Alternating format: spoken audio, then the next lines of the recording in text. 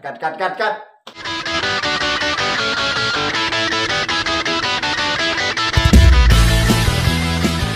Assalamualaikum warahmatullahi wabarakatuh. Kembali lagi bersama saya Abdullah Sahuri, founder Pendekar Literasi, di mana saya kembali lagi untuk melanjutkan program bedah buku di Kreasi TV, Kreasi untuk Negeri.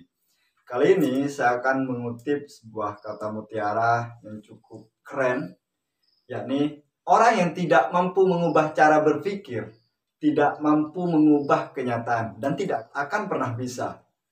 Karena itu, ciptakanlah kemajuan.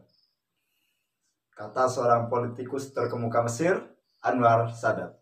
Anwar Sadat ini adalah politikus terkemuka Mesir yang pernah menjabat 11 tahun presiden Mesir setelah menggulingkan Raja Farouk I dari kerajaan Kairo bersama rekannya Gamal Abdul Nasser.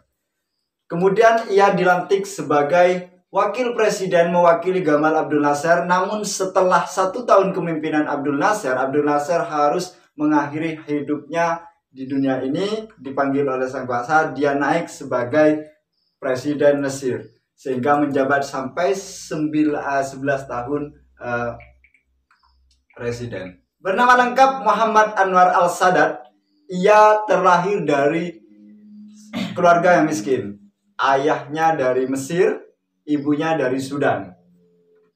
Beliau juga bergabung politik setelah ia mengikuti Akademi Militer Kerajaan Kairo, dan ia berkiprah dan memulai peran politiknya setelah mengikuti gerakan perwira bebas, yakni membebaskan negaranya, membela negaranya, yakni Mesir dari penjajahan Britania Raya.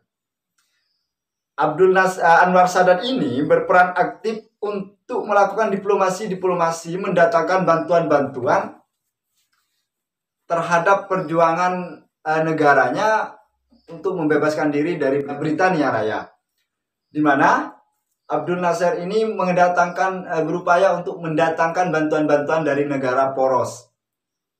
Yang dimaksud dengan negara poros ini adalah negara sekutu yang berperan aktif pada Perang Dunia II, yakni yang bersekutu dengan Mesir ialah Nazi Jerman, Italia, serta Jepang. Dalam perjalanan politiknya serta kepemimpinannya, setidak-tidaknya dalam buku yang kita bedah ini, Pemikiran Emas Tokoh-Tokoh Politik Dunia ini, ada 3 poin yang dicatat. Yang pertama itu adalah pemikiran sistem multipartai. Sebagaimana negara demokrasi lainnya, Anwar Sadat memulai sistem multipartai di Mesir pertama kalinya kala itu.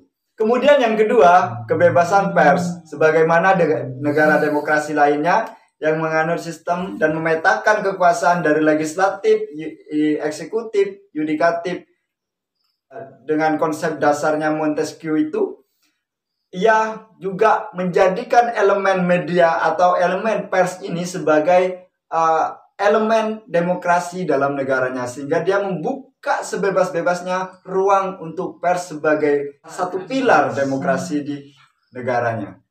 Yang ketiga dan terakhir ialah kebijakan pintu terbuka dari Anwar Sadat ini, yakni setelah mengalami keterpurukan dari berbagai perang yang dialaminya, mendatangkan investor-investor dan investasi-investasi kepada negaranya untuk mengangkat negaranya dari keterpurukan pasca perang yang dilalui. Nah, itu mungkin yang dapat saya sampaikan dari poin dari buku ini, buku Pemikiran Emas Tokoh-Tokoh Politik Dunia. Yani ada 3 poin penting dalam pemikiran Anwar Sadat ini dan beberapa biografi singkat tentang Anwar Sadat ini. Kita kita tunggu episode selanjutnya tentang tokoh-tokoh selanjutnya yang ada di dalam buku ini. Saya akhiri, Kreasi untuk Negeri, salam literasi bersama Pendekar Literasi. Salam.